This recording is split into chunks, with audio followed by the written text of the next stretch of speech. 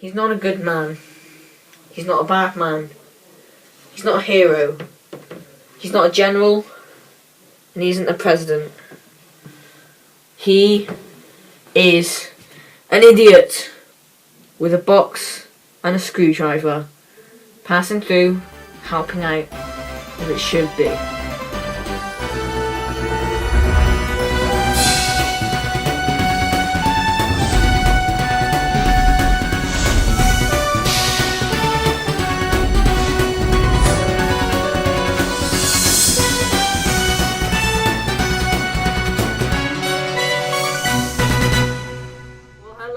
Mysterious person behind the screen, and yes, I know, another new background. Well, this one I did really like it up there where this was, so I put it up there.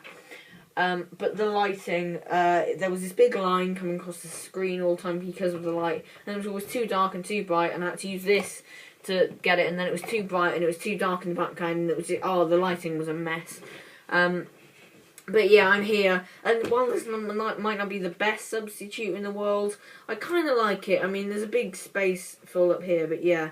Anyway, Death in Heaven, what a finale. This is probably one of the strongest episodes of this series, and it was better than last week's, actually, which is hard for a two-parter to pull off, but it did it. And this is where really the action kicks off. It wasn't like a concluding chapter in this story arc. Well, it was. But, I mean, it was Doctor Who. It honestly felt like I was watching a movie. It was Doctor Who on an epic scale. And that's all I can say to describe this episode. It was Doctor Who, but bigger. And, oh my gosh, this was such a fantastic episode. I mean, the pre-title sequence, let's start with that. Much of it was taken up by the previously trailer. But after that, Clara pretended to be the Doctor. I lead into something which I really hate. I hate to start on a sour note, but first of all, Jenna Coleman's name appeared before Peter Capaldi's, and Clara's face appeared, adding further fuel to the fire of my argument that this is turning into Clara Who. I know it's supposed to keep up the illusion, but if Stephen Moffat really thought that we'd be fooled by that trick, then he's a bit stupid, isn't he? Because I don't even know the intention of it. Were we supposed to be fooled? I don't even know. And the fact that they just created a whole new title sequence with Jenna Coleman, with Jenna Coleman's face, it was just, it was just strange. I mean, I know it's a minor quibble, but it was just strange. And then we return exactly where the last episode picked off with the Missy reveal, and yeah, the Cybermen stomping around the streets and people taking selfies. And that was funny, even though it did turn out to be a unit afterwards. Hey Missy, you're so fun, you're blowing my... Hey Missy! Hey Missy! Yes, as you may have guessed, Missy was the best thing about this episode for me. She was just so good. It is... The Master... It doesn't matter if the Master's changed gender, it was still him. And that's what I love. It was still the Master. It was so sinister. When she killed Osgood. Spoilers! When she killed Osgood, that was so sinister. But she did it she did it quite comedically, but it was sinister at the same time. Michelle Gomez is such a good Master. She will go down in history as one of the best. However, I still say the great Roger Delgado is still the best. So yeah, unit are back, and the Brigadier, apart from a few nice references with his picture on the wall, he came back as a goddamn Cyberman at the end. Now that, as soon as I heard the track playing, there's a track on the Series 6 soundtrack called Brigadier Lethbridge Stewart. I don't own it, but I'm very familiar with the song. And as soon as I heard it, I thought, it's the Brigadier. It's got to be the Brigadier. And when the Doctor saluted, that was just... it was just awesome. It was fantastic. I'll talk more about the ending later, but it was awesome. What can I say? Yeah, everything on the plane was just so tense. You really didn't feel like any character was safe in this. Even the Doctor, you didn't feel like he was going to live. But it did lead to one of the most epic moments ever in the history of Doctor Who. Murray Gold delivered with the score here as well.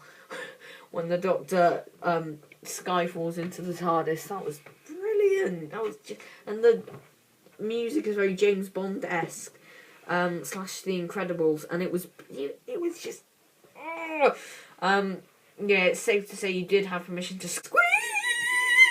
There was also a nice jump scare with the Cyberman pounding on the window when the Doctor was coming out, but I expected it because the BBC released the trailer and that was the start of the trailer. They're not very good at keeping... the BBC aren't very good at keeping spoilers, but, you know, I'll let that one slide. It would have been much more effective if no one knew about it, but, you know, I'll let it slide. Let me just say, when we got to the graveyard, Cyber Danny Pink is the freakiest thing that I have ever seen in my life. That was scary. I mean, the makeup was just so real, I suppose. And it was mental. Yeah, but I do complain about the Cybermen because they are pretty much just a copy of Iron Man. Like, they can fly, for God's sake. They have the chest plate. They can fly. They're just Iron Man now. I'm sorry. Go back to the 60s Cyberman, please. They're my favourite, and they were just human as well. You knew there was a human in there. With these, it's kind of hard to imagine a human actually being in there, but you know, I don't think we're going to get one like that anytime soon. Bring these back. They're the best. They're the best. And oh God, was this episode exciting. My God, I'm jumping up and down. This episode was fantastic. This was such an exciting episode. Tense. It was just great. I mean, the graveyard as well. Peter Capaldi's awesome speech, which I performed in the beginning, in the intro to this video. I mean, oh my God, it was just so great. I mean, many people have actually said that this was a disappointing end to a great series, and I don't think so. It kept me entertained, that's for sure. I mean, it was just mental, this episode. It was so great. And, yeah, the speech, that was, again, fantastic. The only thing I don't like, when Danny Pink saved the day, it was a bit anticlimactic. He just blew himself up, really. He just Iron Man'd into the cloud and blew himself up, really. It was a bit anticlimactic, but gotta have an ending, right? I think sometimes Stephen Moffat writes certain parts of the episode, then builds a story around it, like writes dramatic scenes, then builds a story around it, which isn't very good storytelling, but it pulled off for this episode at least. But yeah, I've talked about this before, but the Brigadier's cameo, he's a Cyberman now apparently.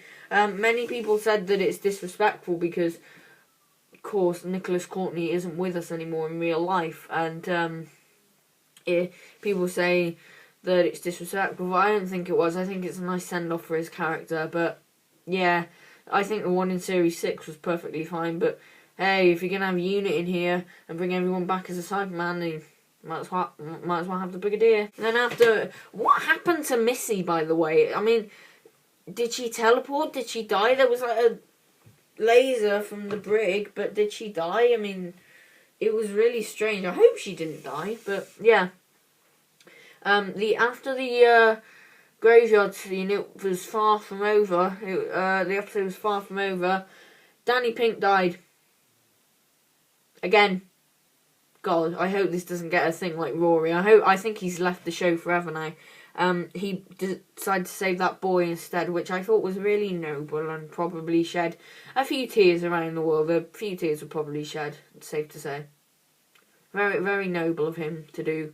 And yeah, the Doctor and Clara lied to each other again. Clara lies about Danny being alive, and the Doctor lies that he's found Gallifrey even though he hasn't. And yeah, that was just an epic scene with like no sound effects, just the Doctor going crazy, smashing everything up. Yeah, that Peter Capaldi is such a great actor as the Doctor. I mean, he's so great. And then that quote at the end, why do you not like hugging, Doctor? Never trust a hug. It's just a way to hide your face. And the Doctor was close to tears as well at that point, and I love how Doctor Who can bounce off real life quotes. It wasn't a real life quote, but it could be. So well done for that. That was good, and I hope, fingers crossed, that Clara's gone for a good now. I think she's in the Christmas special. I don't know. She left the Doctor at the end anyway, and, I won't miss her. I don't like her this series. It's no secret. I won't miss her. Bye-bye. I don't care. I don't care if you died. Bye-bye. And then the end credits. But wait! There was a mid-credit scene and an end credit scene. The mid-credit scene, I don't really know what to say, to be honest, other than, Nick Frost is Santa Claus! Oh my god! Nick Frost is Santa Claus. What? I don't know what to say. And then the end credit scene was a trailer for the Christmas special, which looks absolutely brilliant. Let's hope we get a good Christmas special for once, eh? I hope those aliens are the Krynoid. They look like exactly like the aliens from Aliens. But I hope they're the Krynoid. That would just be such a Christmas present. But yes, Death in Heaven, and it was an absolutely fantastic episode. Thank you, 9. 9.5 out of 10, easily. Top 5 of this series, easily. I'm going to do a ranking video next and an overview of the series. But yeah, I hope you've enjoyed these Series 8 reviews. I mean, I've really enjoyed making them. This has been a long-term series, and I think I pulled it off. I always had visions of it, dwindling on because when I've tried to do series before, it kind of hasn't worked out, reasons why that didn't work out.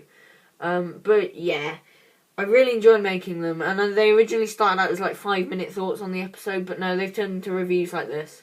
And yeah, I hope you've enjoyed watching the series of reviews, and I hope you enjoyed Series 8, guys. As I said, I'm going to do an overview / ranking of them. But yeah, now we have to wait till Christmas for more Doctor Who.